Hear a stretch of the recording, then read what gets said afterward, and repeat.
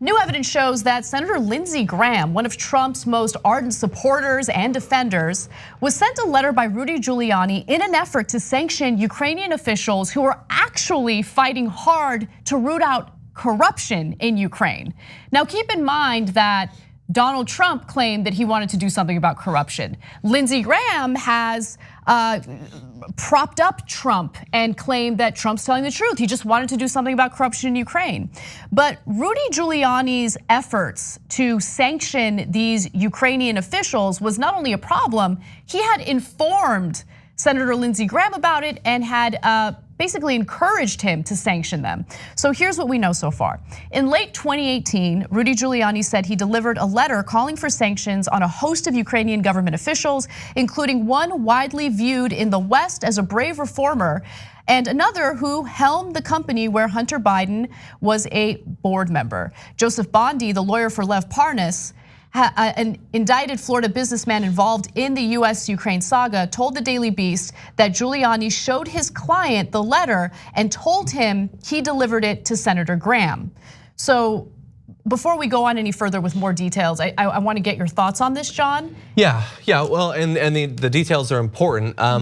Yeah, it's funny that there's virtually no one in Trump's inner outer circle that hasn't been tied into this. I mean, so far less actively than some of the others, but I just think it's so amazing. Lindsey Graham, at this point, he's not gonna say anything critical of Rudy Giuliani, let alone of the president, but he must have thought at the time how bizarre it is that Rudy Giuliani, who has no reason having any interest or knowledge or experience with Ukraine in his entire life, is dedicating years of his life to supposedly caring about Ukrainian corruption, which is a joke on the same level as Donald Trump caring about it.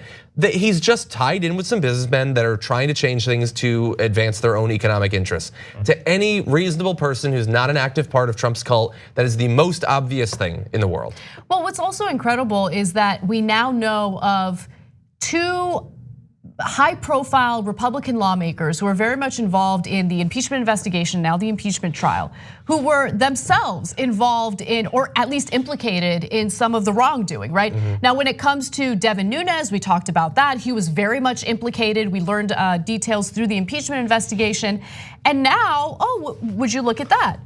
Before all of this blew up for the public to learn about, Lindsey Graham was given this letter by Giuliani encouraging him to sanction Ukrainian officials who are actually fighting corruption in the country.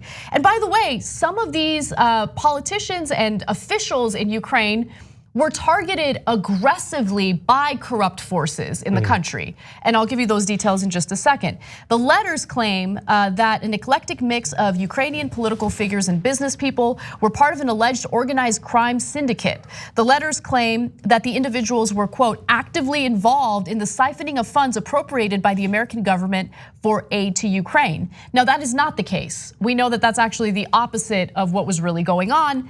Rudy Giuliani was representing corrupt clients in Ukraine who wanted to get rid of these Ukrainian officials who were actually fighting corruption. So Rudy Giuliani was representing the bad guys, make no mistake about it. The letter arrived a month before Giuliani tried to help former Ukrainian top prosecutor Viktor Shokin travel to the United States and meet with Graham. Now, Shokin was never given that visa, and probably has something to do with the fact that Shokin was one of the corrupt prosecutors, the corrupt prosecutor who ended up getting fired. So now let's get to the details of one of the officials that was included on that letter, right, that Giuliani wanted sanctioned. Included in the list was Valeria Gontareva, the head of the National Bank of Ukraine from mid-2014 to mid-2017. The inclusion of her is notable. In 2016, she oversaw the Ukrainian government's decision to seize control of a bank that belonged to oligarch Kolomoisky. Ukrainian officials allege that Kolomoisky and his allies had misappropriated billions from the bank. He has pushed to regain control of the bank, even as the FBI has investigated him for financial crimes. Now, here's where things get downright scary. She has faced death threats and danger, okay? So her home was vandalized and someone left a coffin with her likeness inside it outside the central bank offices, as the Washington Post reported. Years after the nationalization of the bank, the danger persists. In August of 2019, she was hit by a car in London and hospitalized. The next month, her home in Ukraine was burned down. So these are the type of people that the bad guys in Ukraine are targeting, That's right? why Giuliani wants to protect her. And so Giuliani wants to punish her further for actually trying to root out corruption in Ukraine. It's disgusting. Yeah, and look, good on you for going through all the details. I love that you're doing that. It's just so maddening that we have to keep, like we've taken these people by the shoulder. We're just like, can you just acknowledge that they don't give a damn about actual corruption? They have no interest. Donald Trump has a personal interest. Rudy Giuliani and Parnas have personal financial interests. They're different interests. All of them have nothing to do with corruption. There was no reference to corruption on the phone call. The Department of Defense had already said that they were complying with all the anti-corruption statutes necessary to be allocated the funds, all of it. And then all of the added people that now have become interested in corruption. So Giuliani and Trump supposedly care about Ukrainian corruption. Now you have people like Graham and Cruz that, oh no, they're incensed about it. That's the real scandal right now, is all that corruption that Biden was involved in. But as many people have pointed out, when the Burisma stuff and the Shokin stuff and all that was developing, Graham and Cruz, they weren't off hiking for years. They were in the Senate, right. And they didn't care at all about it. They didn't talk at all about it. They didn't do anything about it because none of these Republicans gave a damn about corruption in Ukraine. But let's just acknowledge that the military aid that was appropriated for Ukraine was a bipartisan effort in Congress, which means that Lindsey Graham was involved, right? He apparently thought that the corruption was dealt with. So why didn't he raise any of these concerns about so-called corruption in Ukraine as these funds were being appropriated for Ukraine?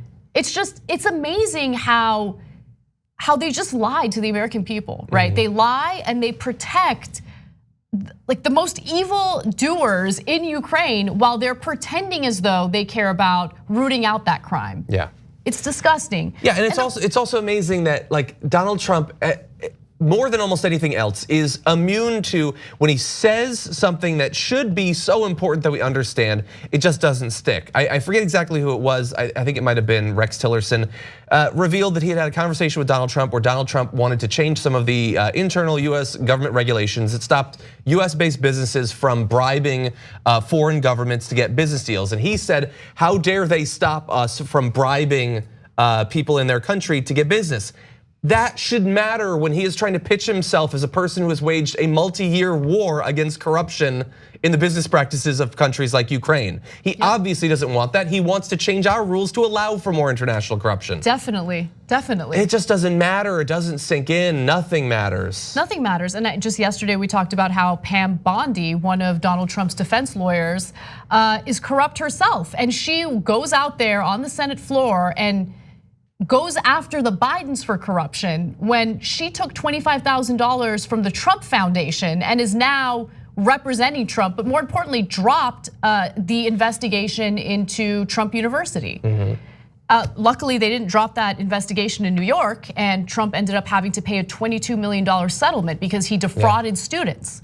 But this is what we're dealing with, right? So whenever the media pretends like both sides are equal, it's infuriating because you have one side that is not only lying to the American people, but helping cover up Donald Trump's criminal activity in the White House. Thanks for watching the Young Turks, really appreciate it. Another way to show support is through YouTube memberships.